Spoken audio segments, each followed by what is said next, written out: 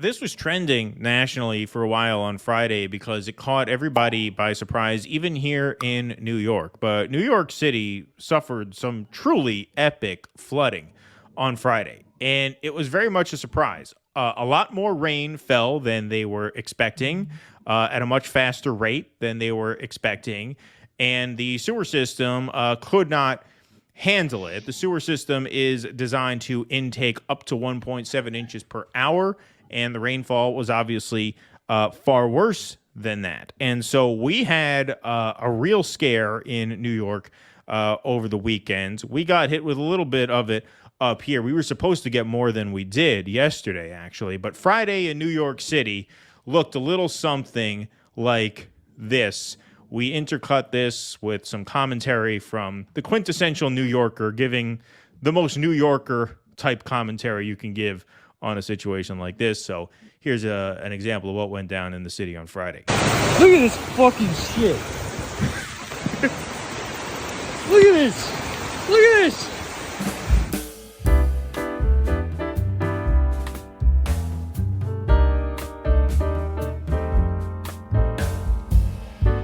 Brooklyn.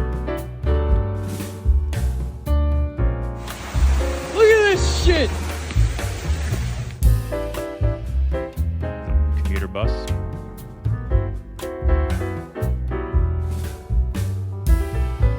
Look at this next shot where the water's coming through the subway wall. Park Slope.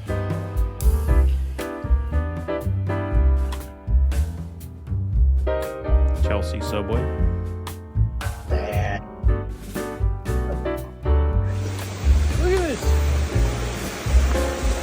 Dangerous. That's the most New York line ever. This is fucking dangerous. Like, who's he complaining to? It's like he's complaining to a meter maid. This is fucking dangerous. This is LaGuardia Airport. Holy shit! How you doing today? Hey, how you doing? Sorry. How you doing? That's a New Yorker. Still manages to ask traffic cops, hey, how you doing? That was absurd. Absurd. Yeah, absurd indeed. Indeed. Now, the question's been asked by many, including the New York Times, why New York City keeps flooding. When the city's drainage network is overwhelmed, it backs up, experts said. All drainage systems have their limitations, and New York City is 1.75 inches of rainfall per hour. Unfortunately for many New Yorkers, the storm that deluged the region on Friday dropped more than 2 inches between 8 a.m. and 9 a.m., and then it kept on coming. The limit on the capacity of the city's network of drains, pipes, and water treatment plants is the main reason New Yorkers across all 5 boroughs suffered through flooding. And this probably will not be the city's last bout with heavy flooding as it plays catch-up with the pace of climate change, experts said. This changing weather pattern is the result of climate change, and the sad reality is that our climate is changing faster than our infrastructure can respond, said Rohit Agrawala, commissioner of the New York City Department of Environmental Protection. The rush hour downpour on Friday overwhelmed the 7,400 miles of pipes that carry stormwater and sewage under the city's hard surfaces to treatment plants or into the nearest rivers and bays. The runoff backed up into the streets, causing flooding that swamped cars and seeped into basements and subway stations in Brooklyn and Queens. My old neighborhood, Williamsburg and Greenpoint, they got severely flooded. About 60% of New York City has a drainage system that combines storm runoff with sewage in the same pipes. So you can imagine this. When the flow through those pipes, is more than double what the sewage treatment plants were designed to handle, the excess, a mix of rain and untreated sewage, which is why, as the gentleman said, it's fucking dangerous out here, goes straight into local waterways like the Gowanus Canal in Brooklyn, the East River, or Jamaica Bay. But as the sewer system backs up, some of that untreated wastewater winds up in the basements of homes and businesses around the city, said Dave Balkin, who runs Balkin Sewer and Water Main Service in the Richmond Hill section of Queens. When it gets inundated to this degree, it backflows, Mr. Balkin said. That's when regular people start having sewer water bursting out of their drains or their basement toilets. His company was getting tons of calls from distressed and disgusted homeowners on Friday. He said he responded as a courtesy, but at the time it's happening, there's nothing you can do for them. So obviously, total bedlam in New York City. On a lighter note, sea lion briefly escaped Central Park Zoo enclosure in New York floods. So yes, the water was so high that the sea lion at the Central Park Zoo saw an opportunity to make a break for it. So here is the Central Park Zoo. This is the sea lion exhibit, which for those who have never been, lovely zoo, by the way, amazing place. The sea lion exhibit is really like the centerpiece of the zoo, right? It's kind of in the main concourse when you come in. This is kind of the place where groups congregate and things like that. Without entering the zoo. What's that? And you can actually see that without entering the zoo. Right. Yeah. Like if you just see walk it. Or the zoo. Exactly. So here is the sea lion exhibit on a normal sunny day with not much going on. And here's the sea lion exhibit on Friday with the sea lion scoping it out atop that perch and being like, hey, it looks like I can make it the fuck out of here. And so she did. She got out and she had to swim around. And the zoo staff was able to track her down and put her back in her exhibit safely. So she is doing fine. No, she went back on her own. Oh, she did? Yeah. Oh, that's interesting. I thought that they were able to track her down. No, she just went back. I guess she knows where her bread's buttered. She knows where the fish are fed. Right? That's interesting. I must have read that wrong. But yeah, good to know. All right. Well, that's better then. She at least knew how to get back home. So she had a little rainy day on the town. Which yeah. But yeah, this is it's interesting because you'll see a lot of people blame the city's infrastructure for this, and then you have the city saying that, well, the infrastructure is only designed for 1.7 inches per hour, and now at this point, the cost of repairing it, they estimated at $100 billion would be the cost of repairing these. $100 billion. That's a lot of money even for New York City. At this point, it seems more likely that they're just going to kind of let this shit happen and then just blame it on the environment, blame it on climate change. Hey, no, there's nothing we could do. I mean, at this point, it's kind of unsolvable if you're really being honest. Especially when you see numbers like that, in keeping with the increasingly apocalyptic themes of this episode, places that are not habitable without extraordinary intervention and injection of capital are not going to be habitable, because I don't think the United States is even going to be in a financial position to do enormous infrastructure projects like that going forward.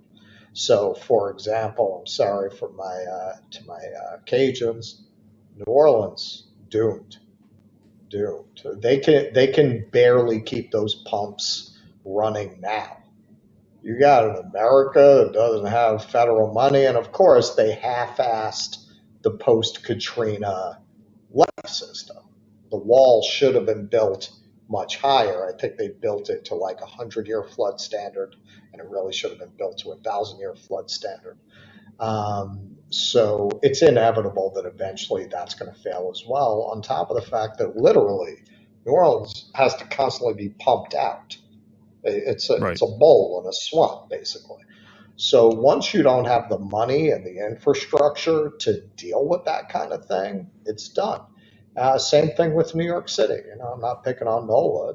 This is a good example of, especially when you look at the relative scale and scope of New York City, the money that it would take to really climate change proof New York, that's not going to happen. It's just not going to happen. I don't believe America's going to have the resources to do that going forward. So you are going to see in New York, I'm not saying it's going to be abandoned, but you're going to see in New York that has regular flooding on 23rd Street, regular water pouring through New York at certain times of year.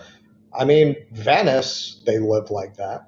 I was just there, and there was, I did my research. Yeah, like St. Mark's Square, which is the main area there, that floods all the time. Like if the tide gets high enough and they have rain, that whole thing, like Venetians just own galoshes. They're just, that's how they live. You've got, when you go around, you can see there are lower floors of buildings that used to be habitable that are abandoned. So yeah, I mean, it could become like that. Yeah, we rode out Sandy in the city. We lived in Greenpoint at the time, and Greenpoint and Williamsburg are kind of lower, and so they get flooded fairly easily. And so most of that area was under mandatory evacuation orders during Sandy. We lived on Meeker. We lived on Sutton Street, rather, between Driggs Avenue and Meeker Avenue. So, like, for those of you who don't know the area, Brooklyn, Meeker Avenue is like the kind of the barrier between Greenpoint and East Williamsburg. And so literally the corner of Driggs and Sutton was the edge of the mandatory evacuation zone. So we were literally half a block from where we would have to leave. So we figured we'll just ride it out because we had this apartments with no living room windows. It was basically a bunker. Like the living room was a bunker. The bedrooms had the windows, and we had a roommate at the time. And so we just rode it out in our little bunker living room, and we didn't lose power. We lost Wi-Fi, but we did not even lose power. It's hard to lose power in New York because the power lines are underground. For this storm, my brother's office lost power in Chelsea. That's extremely rare. Like downtown Manhattan lost power in Sandy, but back out where we were, which was in a pretty dangerous zone, didn't even lose power. So this really just overwhelmed the system, and it came out of nowhere. You weren't hearing for the days leading up to this, big storm, batten down the hatches, get ready. No, it's just the rain just would not stop falling. We had plans to go to the Bronx Zoo on Saturday. And, we didn't realize we were going to have to cancel until the day before when, Jesus Christ, the rain just did not stop coming. And the good news is that as of now, and I checked this because I wanted to make sure I could report this accurately, but as of now, there have been no deaths, which is great. Obviously, that's heartening.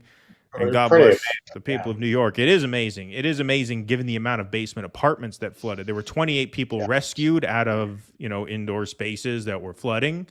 So, people were in danger. There's a state of emergency, but no deaths have been reported. My friends made a short film. He premiered that short film at this bar in Tribeca last night, and they did the show. They did the premiere. New York has a way of getting back up. We know that about New York City. As much as it's been gentrified, as much as it's been taken over by a lot of the sort of less desirable elements of white-collar society, it still has some grit to it. It still's got some toughness to it, right? I mean, that place will always have a certain character, despite the changing times. I'm just going to say I left New York 3 weeks before 9/11. So you see me leave New York, get out of town. Get out of there. Well, Harlem was fine. Harlem is higher elevation, so your apartment's probably good. Harlem is actually, funny enough, it's like an inversion of your normal, climate injustice, where the people of color are in the worst area, most flood prone. That's true. Harlem is actually the only place in Manhattan that would not flood in a Category 5 hurricane. It's the highest ground in Manhattan. Right, the higher elevation, exactly. Please clap.